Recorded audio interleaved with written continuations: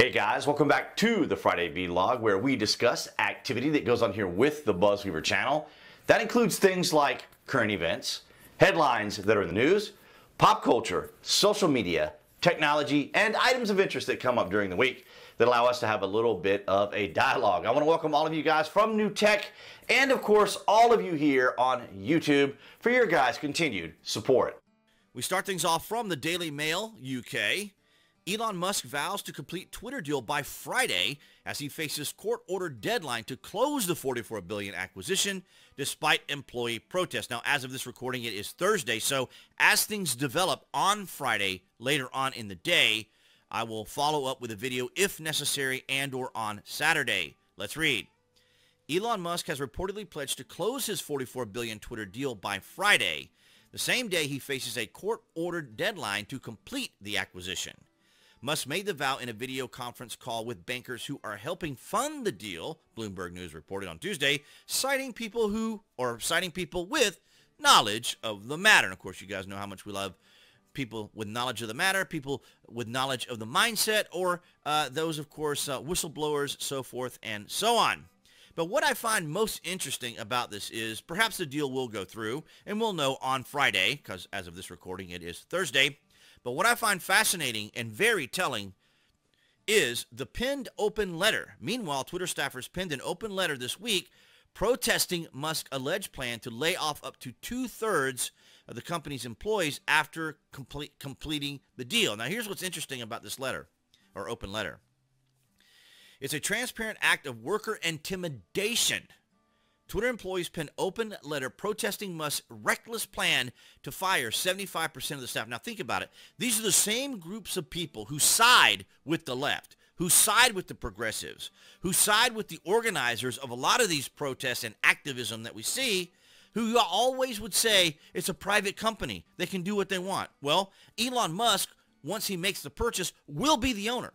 He will be the person who owns the company. He can make the decisions. It will be his right to do so as the private business owner. Now, who they are targeting are the individuals on Twitter, the businesses, the industries, the entertainment, Hollywood, all of the people who make up Twitter, as it were. Of course, what I call the Twitterazzi of people, the blue check marks and all sorts of other names we give to the left and progressives there. And I just find it very interesting. Twitter employees have penned an open letter slamming Elon Musk's plan to fire as much as 3/4 of the company's workforce ahead of the deadline for his $44 billion acquisition, which must be completed by Friday or be settled in court. Now, that's all interesting, as we talked about just a moment ago, as all that is concerned. But it's just amazing to think that these individuals, the arrogance, the elitism, the haughtiness, we the workers at Twitter will not be intimidated. The notice, which asked for signatures in support for fellow staffers, continued. The guy's going to own the company. You guys can ramble all you want to, pass letters, pass notes, clamor, feign, pain, discomfort, whatever you want. He's going to own the company. I don't think he's that irrational. I think, of course, they're exaggerating a lot of this. Now, it's possible he could fire them, and he can if he wants to. This is very common. I'm sure many of you who probably worked somewhere and had new ownership, perhaps, and they get rid of everyone there, pretty much. I've had it in many companies that I've worked for where someone new comes in, takes over the company, and they get rid of a majority of the staff. As a matter of fact, I had to train some of those staff members before the company completely, laid us off, or, we just resigned on our own. The notice went on to provide a list of demands of current and further Twitter leadership with 4 subheads titled Respect, Safety, Protection, and Dignity.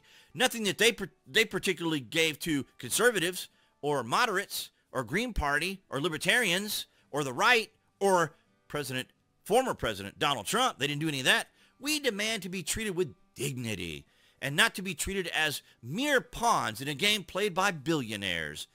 So, ladies and gentlemen, these individuals are just absolutely absurd. And as we say here on the channel, that these individuals are completely clueless as to the fact that they perceive everyone else being much dumber than they are, and that we are too dumb to realize how dumb they actually are. Now, I say dumb just as a way to just express the idea and concepts that they're trying to do here, because it's going to be a private company, as they always complain about. So when it comes down to them, when they're the ones that are on the line, when they're the ones that are being persecuted, I guess you could say, if you want to call it a persecution, or if they're the ones that are going to have to face up to all of the particular standards that they set everyone else up to, right?